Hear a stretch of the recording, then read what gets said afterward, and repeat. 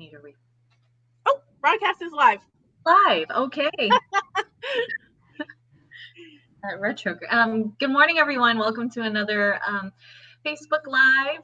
This week we are talking about how to tell if your baby is getting enough milk. So, welcome. My name is Mary. I'm the lactation peer counselor serving the Pacific Islander community, and we're here with Elizabeth. And Sorry, I'm doing that thing where I'm trying to share it. I apologize. Mary, keep talking for a minute. I'm going to share the video. Make sure folks have the opportunity to watch if they want. Okay, so I'm Mary. This is Elizabeth. She is the lactation peer counselor for the the Indigenous community.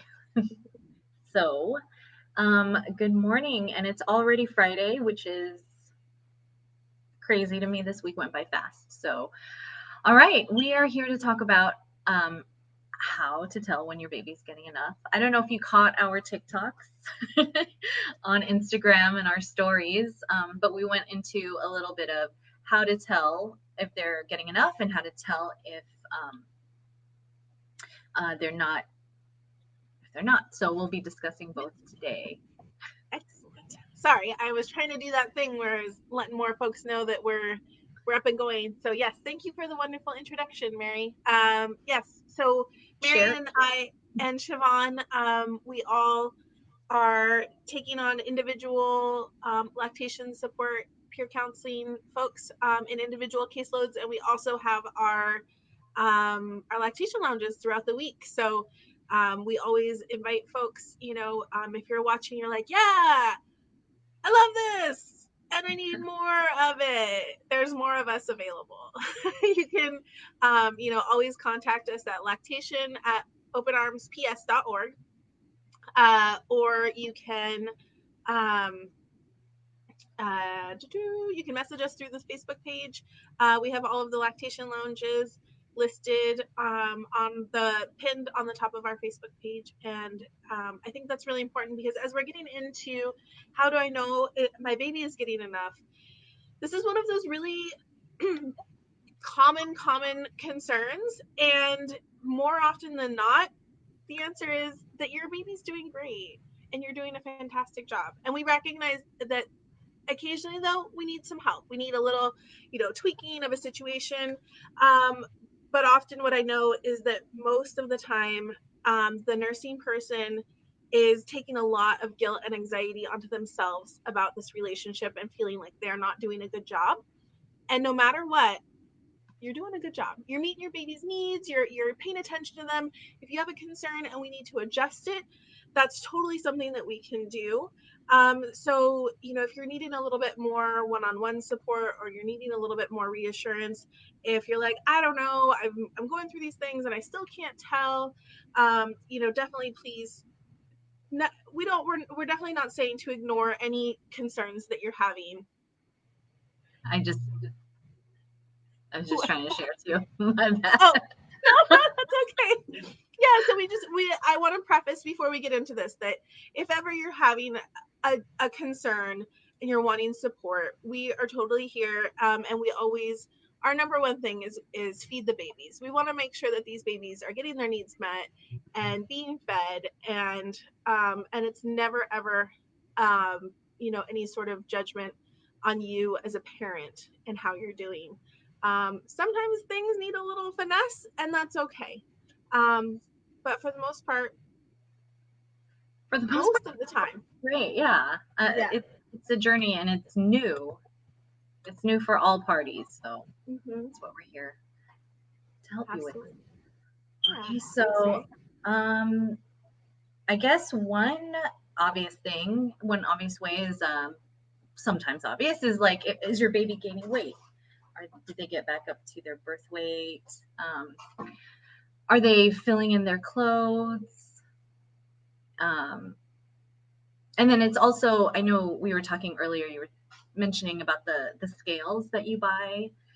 They're not always as accurate. The home.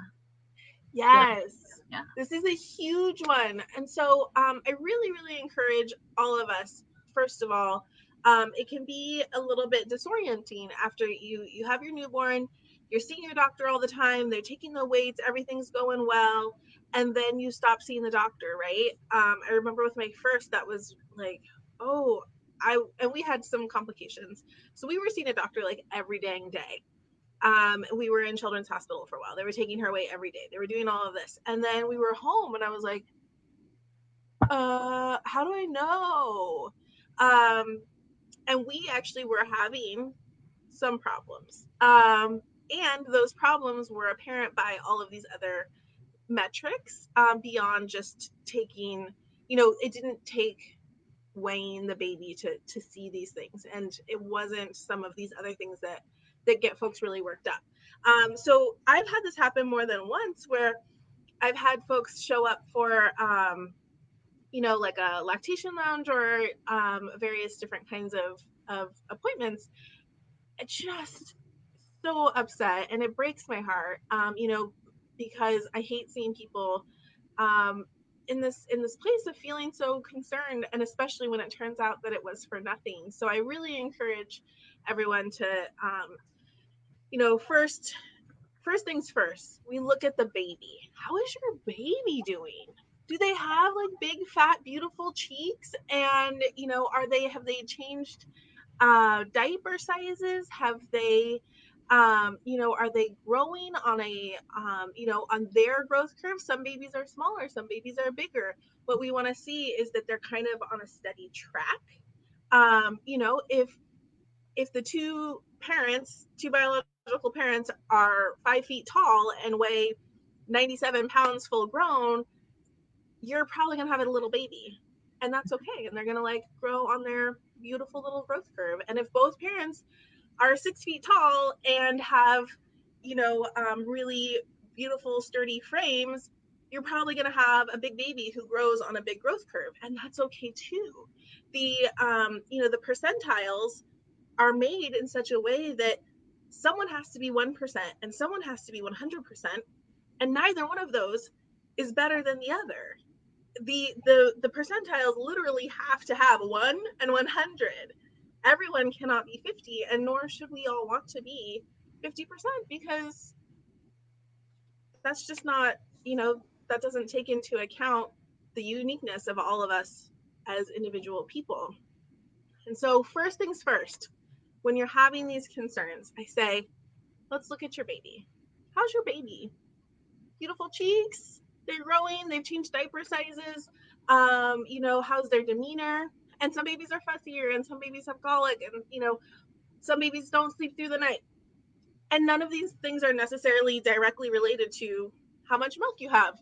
I have formula fed babies who wake up 7 times a night, and I have breastfed babies who sleep through the night. It's kind of is what it is. Some babies wake up more and some babies don't. So we really just want to take a look at the whole picture. And I've definitely had folks who've shown up, in a panic, because out of some, like they just were curious and wanted to take a weight. And so used a home scale and did that thing, and I'm sure, I don't know who all's watching, but I'm sure that there's folks who are watching who are like, oh, I've done this. It's cool. It can be fun, but especially if you had a recent weight taken, it's also opening you up to see a lot of discrepancies that are not necessarily true. So adult scales, like your home scale that you picked up at Target, is not is not required to be as accurate as the clinical scales that we use.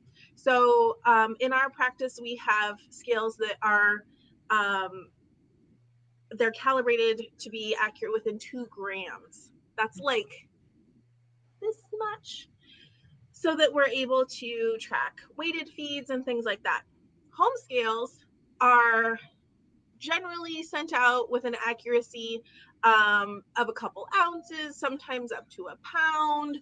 Not a big deal for a grown human if you're like, oh, cool, I'm 152 pounds. I'm 152 and a half pounds. Whatever, I'm 151 pounds today. All of those things are fine, but if you just had your baby weighed at the pediatrician's 3 days ago and they were 9 pounds 6 ounces, and then you come home and 3 days later you weigh them and they're 8 pounds 10 ounces, that's a freak out central, right? You're like, Absolutely. holy crap, everything is terrible, I'm falling apart. So those are the moments when I'm saying, like, let's step back. We're gonna look at that baby. How was that baby? Is this baby satisfied after a feed? Are you feeding this baby on demand to satiation? Are they sending hunger cues after they're done, or are they like, hey, I'm chill? And Yeah. again, some babies are fussier than others, and sometimes they're not going to be, it's not a very simple nurse them and then rainbows and sunshine. But generally, if we're not seeing ongoing hunger cues when they're little, the fist bonking and the Mm-hmm. looking for more suckling. And again, some babies are tricky that way too. Sometimes they'll still be showing you those signs, um, and those babies may just have a high suck need. Is your baby blowing out diapers left and right? Are you getting 6 to 8 wet pee diapers? Ideally, we like to see at least one poop a day. As they get bigger, especially if you're introducing solids, oftentimes that kind of goes out the windows. When you introduce solids, often the poops will kind of, a lot of kids get constipated when solid food is introduced. So the poops are a little bit of a more of an iffy situation, but especially in the beginning, as when they're getting human milk, they're usually pooping pretty frequently. But we also like to see, we really want to see those 6 to 8 wet diapers and frequent pooping, whatever is normal for them. That's a pretty key thing. So yeah, all of those things. I've also, what's really common, I often see folks come in around the 3 to 4 month age range. I would say without fail, just about every person I get coming in who is talking about losing milk supply, it's usually in that 3 to 4 month age range, because usually in the newborn stage, you're working with a pediatrician, you're working with your midwife or your doctor, you're kind of, there's a lot of eyes on you and everything's like, okay, I feel very supported, I understand this feels normal. And especially once your lactation journey has been well established and you're like, oh, I understand how all of this works, this is how we do it, and have probably been feeling at this point maybe engorgement or letdown, maybe there's been leaking. And regulation usually happens around 3 to 4 months.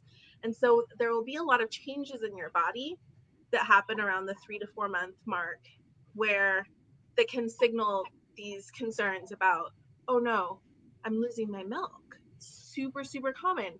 Um, and to this day, in 5 years, I haven't met anyone who has lost a milk supply with no other corresponding factors. If we are nursing baby on demand or pumping to replace feeds, if baby is not with you, that's the key factor. So we might see a dip in milk supply if, say, you're going back to work and not pumping during the day. That will negatively impact milk supply.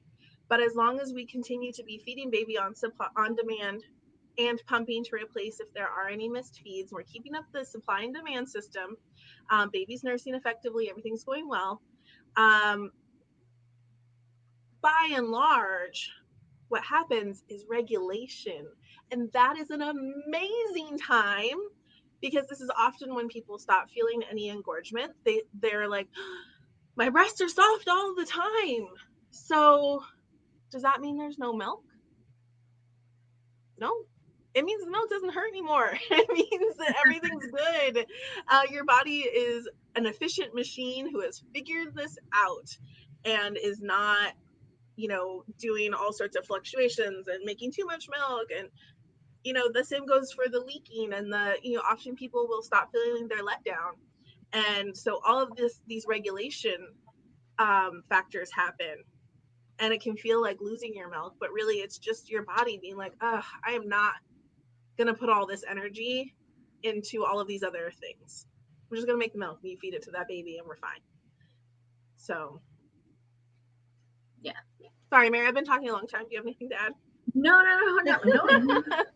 I love hearing you talk because you have such a beautiful way of conveying all this information and knowledge. I was just checking the chats and things. I think we covered that, and you talked about baby looking satiated and relaxed after the feedings. How are their arms? How are their hands? Are they just like relaxed and open? Yeah, and that's a good point too, Mary. I appreciate that. Developmentally appropriate signs of satiation change, and that's another one that can be a little bit a cause for concern because, again, I mean, my rant about U.S. culture, we don't incorporate babies enough, and so as humans, we generally don't have a good sense of what little babies are like because they're just not part of day-to-day processes a lot. And so, we learn this stage as it happens. We're like, yes, this is what a baby does. And then the next stage happens. We're like, oh God, everything is terrible. This baby's broken. Everything is so different. We have to learn again. Yeah. So, in the newborn stage, we teach folks to look out for the dead arm. They'll nurse themselves straight into a milk junk coma. Right. Their little arm, they'll go from having, I never know how to do this camera thing. They'll go from having their little tight, clenched up fists, and then as they're full, their little hands will be nice and relaxed. They're not going to be, they're also not going to be tense, super tense and splayed out like this. They're just going to be like, oh, Yeah. I'm so happy. Everything's fine. I am not tense and hungry, and also I'm not like tense and wired. I'm just relaxed. And they may go into that super milk drunk pass out. A lot of times, folks who have a really fast flow sometimes get a little thrown off because they'll be like, but my baby only nursed for 5 minutes. And then we'll, take a look at that baby's arm, their hands all floppy. You pick up their arm and it just goes, bleh, and they're just, right. And the milk might be coming out of But as the newborn stage passes, those signs become less less consistent because that baby is going to have more periods of quiet alertness. So the newborn stage, they're usually kind of potatoes. They eat, sleep, poop. That's about it. Like repeat. And then they're going to start having those moments where they're just looking around and they're not hungry. They're not stressed. They might just want to snuggle. A lot of times they just want to snuggle, and that's super cool. But it can be a little bit disconcerting as you're like, oh, but they used to fall asleep every time they nursed. So it's okay. They're getting bigger. Yeah, they're developing. Their brains are getting bigger. They're getting smarter. They're getting curious about the world. So they'll just be like kind of looking around, maybe, or and their hands will definitely not be so relaxed. They might be on you or squeezing or yeah. Right. And that's where it really becomes important to look at the whole picture. I've had my favorite story is of a very dear client who also became a friend, and she had come in and we had been talking since she was pregnant, and she was really, really determined to nurse her baby because she'd had a hard time with her previous children. And she said, no matter what, I want to nurse this baby, and I want to give her the option to nurse until she's at least a year old. I was like, okay, that's your goal. I am here for it. I'm here to help facilitate that. And sure enough, at 3 months, she came in and she was so worried. And I just felt so bad for her. She just, she was like, it's happening again. I'm losing my milk. She wasn't feeling her letdown anymore. She wasn't leaking anymore. She tried to pump and she got, like just a little bit. And, so she was just absolutely distraught. And I looked at her baby and she had the most delicious baby. She has these beautiful cheeks and she just like rolls on rolls on rolls. So first things first, we're like, okay, Has she had any sort of sudden changes in demeanor? Has she, had any change in her growth pattern? What size clothing is she wearing? She was in exactly the right size, and she'd been changing sizes ongoing. How many poops and pees is she having? Oh, like 10 pees a day, and she poops like 2 or 3 times a day. Okay, cool. Yeah. Like all of these great things. Okay, cool. So what makes you think that you're losing your milk? Like, my breasts feel like flat and empty, and I can't pump, and I'm not leaking. And so we did a naked weight. All that background noise. Oh, yeah. Can hear So we did a naked weight, and we found that baby was still just like motoring along on a super great curve. Her weight had been steadily increasing on a beautiful track forever since birth. And so I said, just for fun. And that was the other thing. Baby was only nursing for like 3 minutes at a time and getting super distracted. This is also super common around the 3-month mark.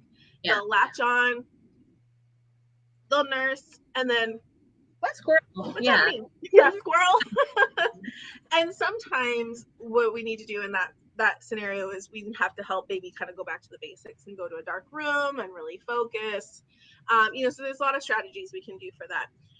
But she was like, no, even, I'll try that. She's 3 minutes. That's it. I was like, okay, I hear you. And that sounds, I could see where that's really concerning.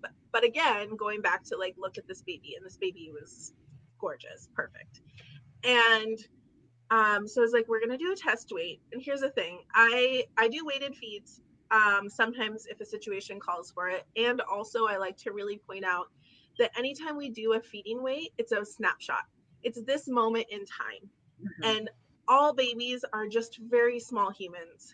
And sometimes I eat a snack, and sometimes I eat a whole pizza, and sometimes I eat a bagel. And, so we want to be careful that we don't assume too much from one test weight. If all of the factors tell us that this baby's doing great and we do a test feed and they take an ounce, maybe they just needed a snack. We don't know. So if there's cause for concern, then we're going to want to do a little bit more research and a little more investigation into this particular baby. So I said, okay, we'll do a feeding weight, but just know it's the snapshot. It's going to give us information about today in this moment, and that's it. And she sat down to nurse this baby, and sure enough, baby latched 3-4 minutes. So I was totally prepping her. I'm like, it's okay. She's probably just taking a snack. She's a distractible 3-month-old baby. There's a lot of other people here. It's fine. Whatever she took is fine. This baby's great. We weighed this dang baby in 3 minutes. She had smacked down 6 ounces, which is also one of the biggest at-breast feeds I've ever seen. I guess for reference, it's like a short. It's like at Starbucks, it would be ordering like a short size. Yes. That's like, it's like how that's a lot. 3 months like that.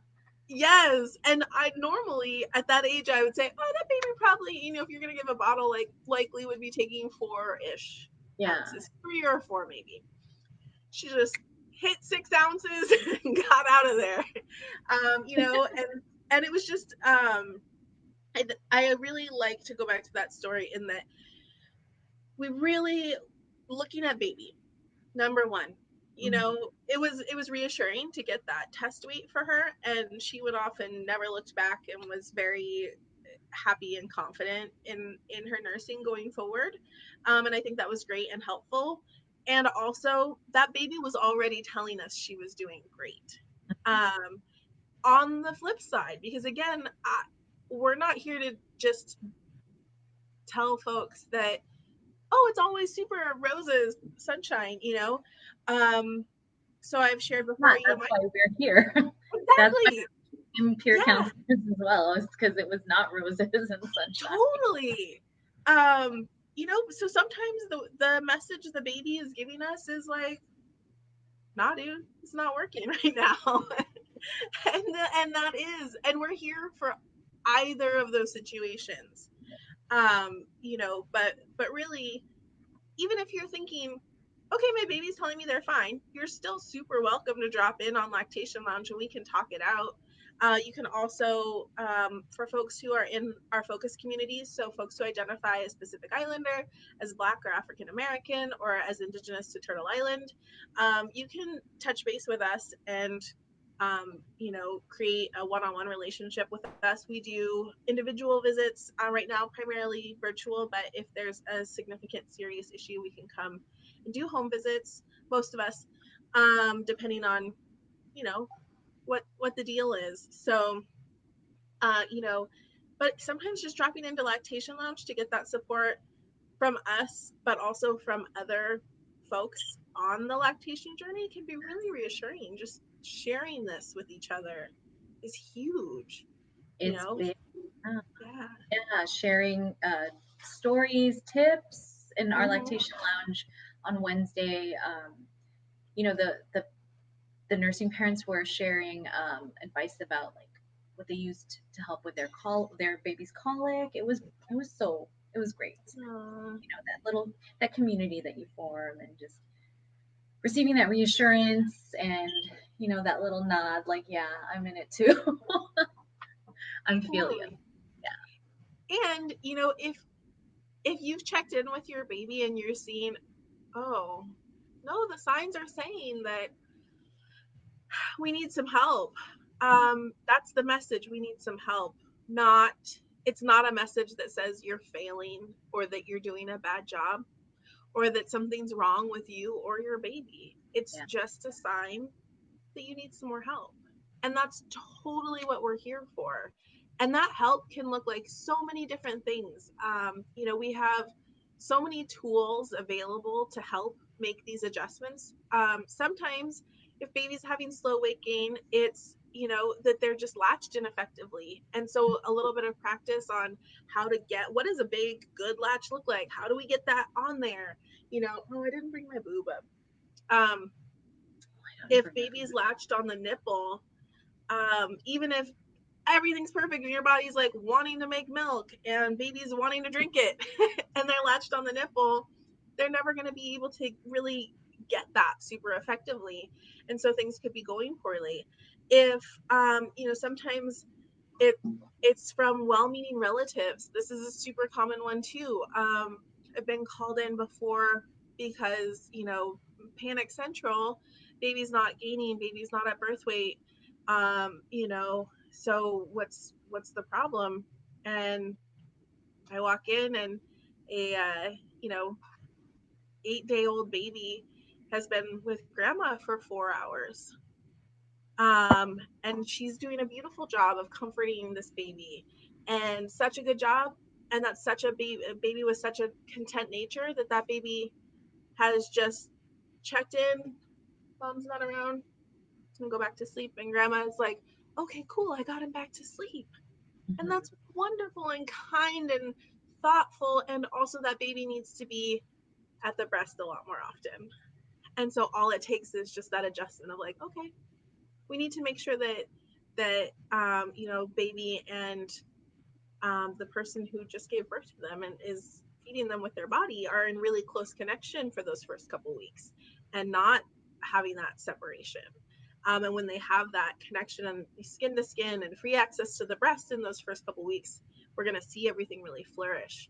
Sometimes it's a tongue tie. Sometimes it's baby came out really super tight and they can't move their neck, and so they can't nurse.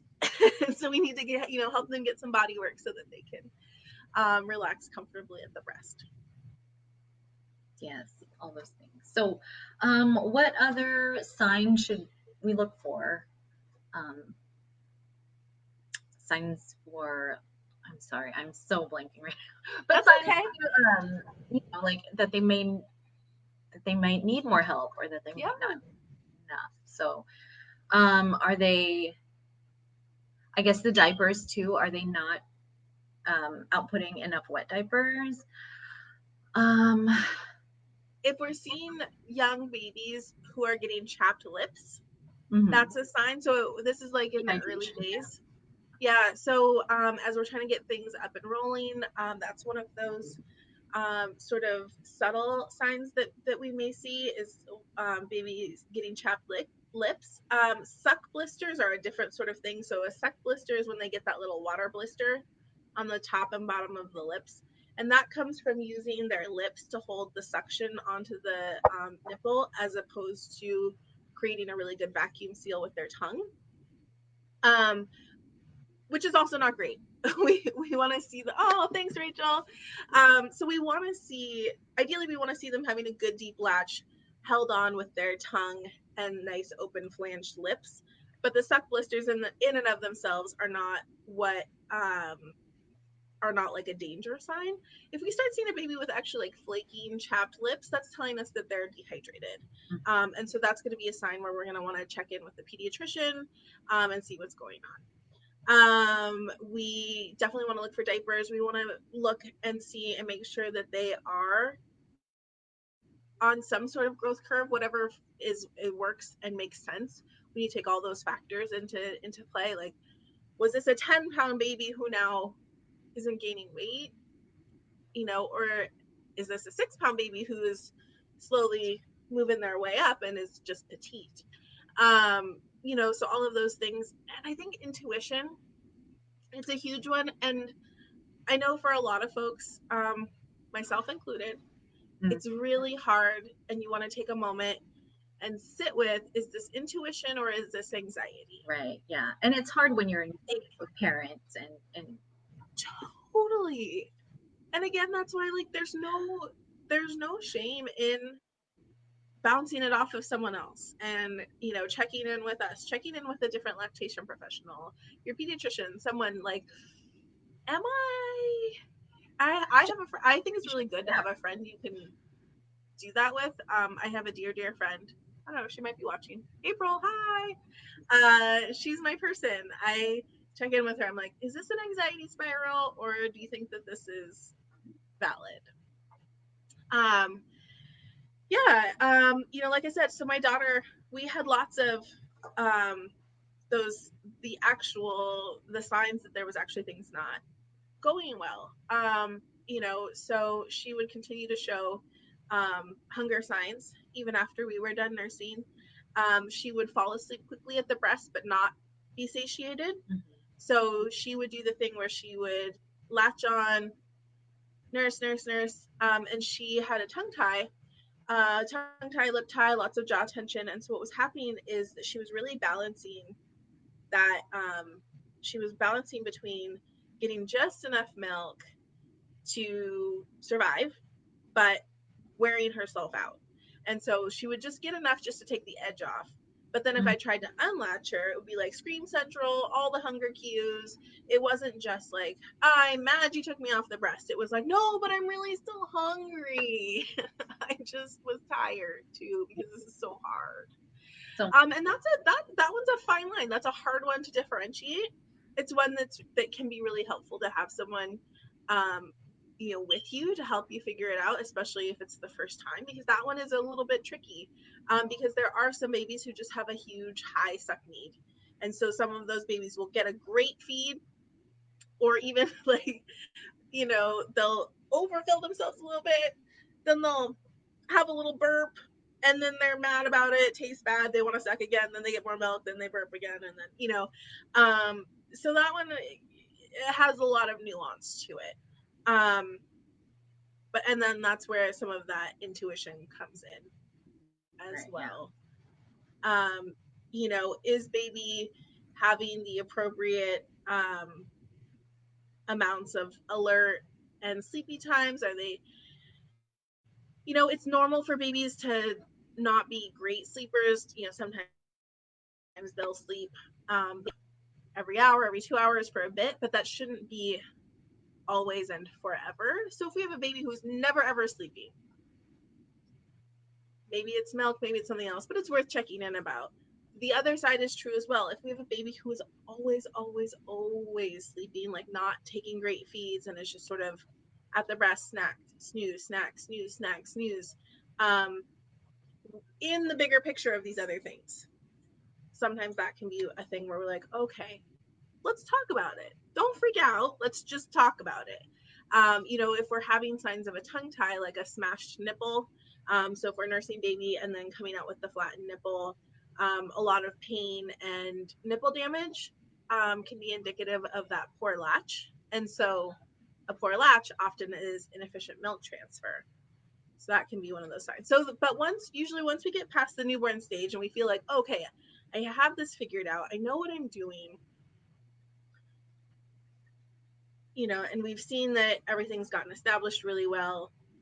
It's really rare to go from we have this established really well and things are going really great to all of a sudden like everything's terrible. Yeah, that's a good thing. Once you have that foundation and that routine going, you had a great word for it earlier, but it's escaping me right now. I don't know. No, it was really but yeah, once that's all set up, I mean, it's usually just, I don't want to say a cakewalk, but it's pretty Yeah, I mean, pretty for both parties. Yeah. It's a journey, and a lot of times those other factors come in and start to try to sabotage us. Like, someone could be having a super great nursing relationship and just decides like, oh, I want to pump and see how much milk I'm making, and not get a lot at the pump. And that also will often trigger freak Anxiety. out central, because like, oh my gosh, I've been starving my baby this whole time. I can only make a half ounce of milk. No, your baby's just much more efficient. Your body is not habituated to a pump. Right. So our bodies generally, for the most part, respond to our, biologically programmed to respond to the baby. And so it's super, super normal. It's super, super okay. Especially the first time you go to pump, it's super normal that you're not going to have a great response to it. Now, some people do, and that's awesome for them. But it's also very common to not have that response. And when that triggers that panic reflex, I just really want to be that voice in someone's head that says, this is not your baby. Your body was not prepared for this. This is not what it expected. So it doesn't even know it's supposed to make milk for this pump. And especially if this is pumping after a nursing session, just remember that you just fed your baby and your body is on this track where it's used to feeding this baby. It's figured out, okay, my baby comes here, it wants about this much milk, I'm going to have about this much ready, because our body is trying to be efficient and not waste energy and calories. And so then if you pump a quarter ounce or half ounce after feeding your baby, that's amazing, because that's extra. Yes. It's Yeah. like you fed your baby all day and you made extra milk. What? So cool. So what other signs can we look for? We touched on a lot. I'm wondering if Okay. anyone watching is having any questions, or I feel like this is a really common topic and comes up a lot. So let's see, it looks like there's 7 people watching. Hi, everyone. Oh, there's 9 Hi. now. Ooh, 9. Cool. Wondering if anyone has any questions or things to share from your own journeys. Doesn't let me see who's on there. Oh, 11 people. So yeah, so if anyone from your own lactation journeys, nursing journeys, I think this is a great time to share with other folks who may be on it. If there's something that helped you or was surprising to you, or if you have a question about checking in on making sure the baby's getting enough. Otherwise, we can wrap up. Yeah, and you can always put your questions in the chat for us to answer. You can message us. Yeah, we're available to you. Mm-hmm. Yeah. Oh, and also since we've got folks, just a reminder too. So for all of our folks who identify as Black or African American, tomorrow we have Siobhan and Makita and Binta who are all just phenomenal humans and incredible professionals in their own, specialties, are hosting our chocolate milk lactation lounge. So that's a drop-in for all Black and African American identified nursing people, lactating people. And so that's a really, really incredible group. Siobhan is our lactation support peer counselor representing the Black community. Binta is just outrageously amazing. She's a local midwife with Journey Midwife Services from Mali, and she just brings so much great wisdom about birth and feeding babies. And Makita is a local herbal alchemist, a mother of seven, doula, um, my colleague. We both teach supported pregnancy together through Journey Midwife Services. So tomorrow, Saturday, there are two really cool options for folks in the Black community. Um, I'm gonna get the times wrong. Yeah, 10 o'clock.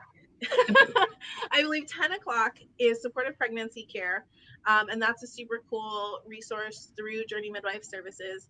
The Saturday group is a completely Black and African only space. So that's a really awesome resource to be able to share and learn about the pregnancy journey in that really safe environment, being held in community. And that's available to any Black birthing folks in King County. And Lisa, are you able to share the link, or I can go back?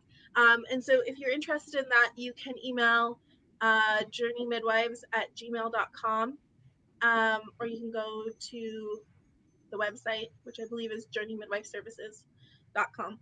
Excuse me. And then at 1 o'clock is the Chocolate Milk Lactation Lounge.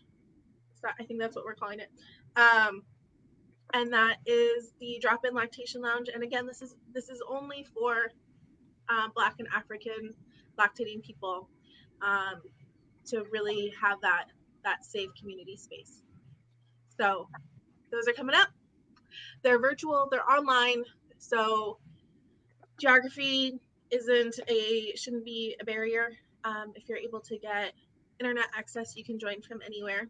And the lactation lounges are all available to folks across really anywhere with internet access. It's not even just the US, I guess. If you can access it, you can go. So yeah, that's a great thing about the lactation lounges. Thank you so much for sharing that. So yeah, those are available. Those are a great resource. And coming up, and you got the times right. It's Saturdays from 8 a.m. to 2 p.m. Or sorry, 12 p.m. Did I just say 10 a.m. to 12? Okay, perfect. I just wanted to make sure I wasn't sharing the wrong times. So if there's no questions, we can totally wrap up. Oh, and we started a TikTok. So if you want to follow us on TikTok, it's OAPS lactation. So far, we have 2 videos. We'll work on doing more. AS_lactation, right? Is it? I don't think so. I think it's just OAPS lactation. Okay. So that's in the chat. All right, everyone, have a great weekend. Yeah, awesome. Thanks, everyone. Bye-bye. Oh, that's you. Okay.